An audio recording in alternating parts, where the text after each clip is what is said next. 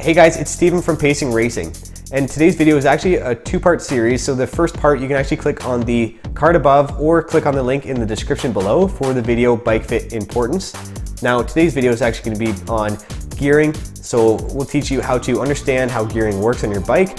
We'll teach you what gearing your bike needs for a specific race, and understanding the differences between an Ultegra crankset versus a Tiagra versus a Dura Ace. All that and more coming up.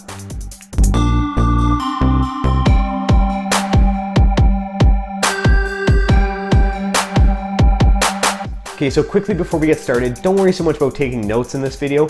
I've done all that for you guys. So if you guys click on the link in the description below, there is a link to my email subscription page for Pacing Racing. So if you subscribe to that, it takes 2 seconds and you will receive a free copy of the Ironman 70.3 guidebook that we've created.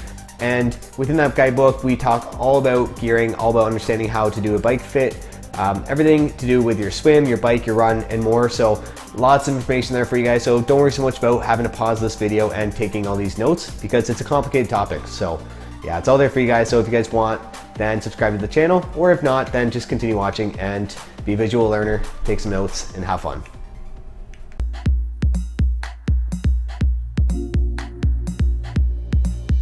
Okay, so quickly just going over anatomy of a crankset. So this all in itself is called a crankset. Now breaking it down a little bit further, we have within the crankset, there's a crank arm which connects to your pedal. And the most important thing about your crank arm is understanding the size and if it fits you. Now, perfect example, I had a crank arm that was too long for me. I had a 175mm crank arm, and what it was doing, because it was too long for me, it was overextending and pushing my whole leg up on every upward rotation of a pedal movement.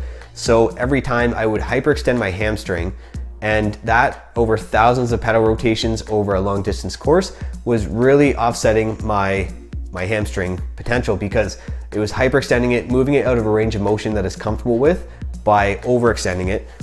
And in doing so, you'll really pay for it on the run. You'll increase your risk of injury. So because of that, crank arm importance is huge, and you find that out by doing ultimately a bike fit. So again, that's why we recommend and emphasize the importance of a bike fit, because I was doing some damage to my hamstrings without even realizing it. So another thing about a crankset, you'll notice there's 2 rings. There's a small chain ring and a large chain ring. And the amount of teeth on these chain rings are what make them different. So there are 3 different types of cranksets. There is a standard crankset, a semi-compact crankset, and a compact crankset. And we'll get into these in the next slide here.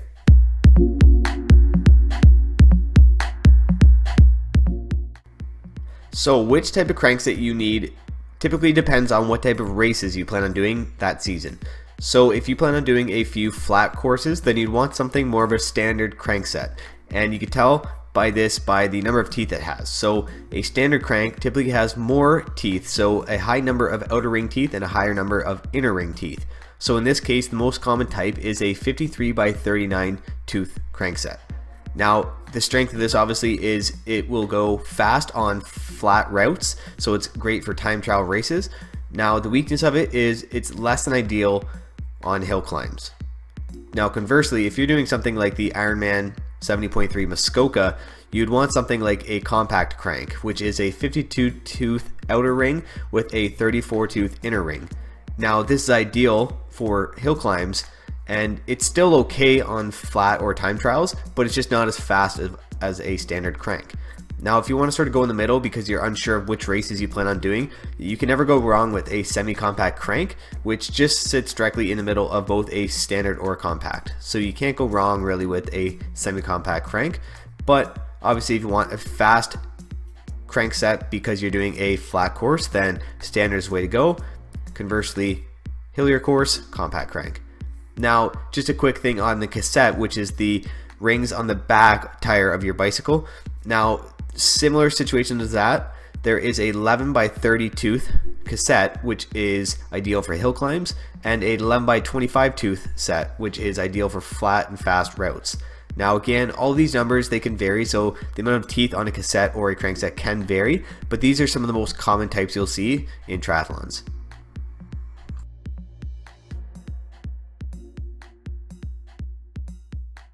Okay, so first off, there are several companies that make cranksets, and the most common one you'll see is Shimano. And within each of these companies like Shimano, there are several tiers or grades of cranksets. The top 3 tiers or grades of Shimano, which you'll most commonly see, are Tiagra, Ultegra, or Dura Ace. The main difference are the weight, material, and the price.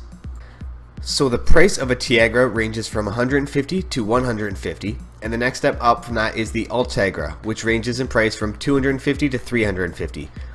Lastly, you have the premium grade Dura Ace, which ranges from 450 and upwards. So there's a big price difference between each tier or grade of crankset, but the improvement on your bike won't be that much of a difference.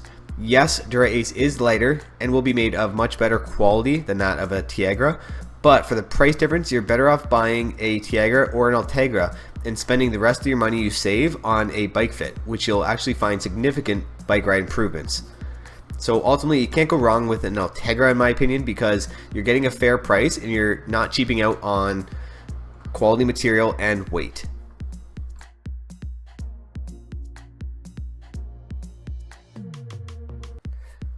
Okay, so as you can see, the rear derailleur moves the chain along each ring on the back wheel. So the smallest ring on the back wheel is your hardest gear. Now conversely, if you look up the front at the crankset, you can see the biggest ring that is on right now is also the hardest gear. So as we're pedaling in this video here, you can see that we're on the big front ring and the small back ring, which means you'll be pushing high power but low cadence. That's your hardest gear.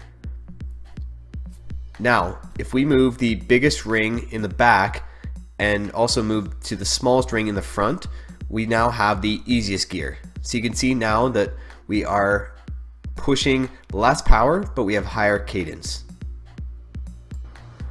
Okay, so one of the things you want to avoid doing is cross chaining. Now, as you'll see in this video, cross chaining is where we have the chain overstretched from the big ring on the crankset at the front to the big ring on the cassette in the back. Or conversely, if we're to have the small ring on the crankset at the front and the chain also being on the small ring on the cassette at the back. Now by doing either of these, this is cross chaining, and you'll stretch your chain and it'll become more likely to slip gears. And when you notice you start cross chaining, then it's probably time to switch your front gear accordingly to correct it. Now as you can see on the cassette in the rear, as we move to the smaller rings, we lose our cadence and the pedaling starts to get harder, which means we put out more power. Okay guys, thanks so much for listening. That was awesome video. Hopefully that helped you guys. Any other information that I missed that you guys still want clarification on, definitely leave a comment below. And if there's a lot of questions, we can definitely follow up in a podcast. So definitely subscribe to this YouTube channel. Find us on your podcast app by searching Pacing and Racing. And other than that guys, thanks for listening in. See you next time.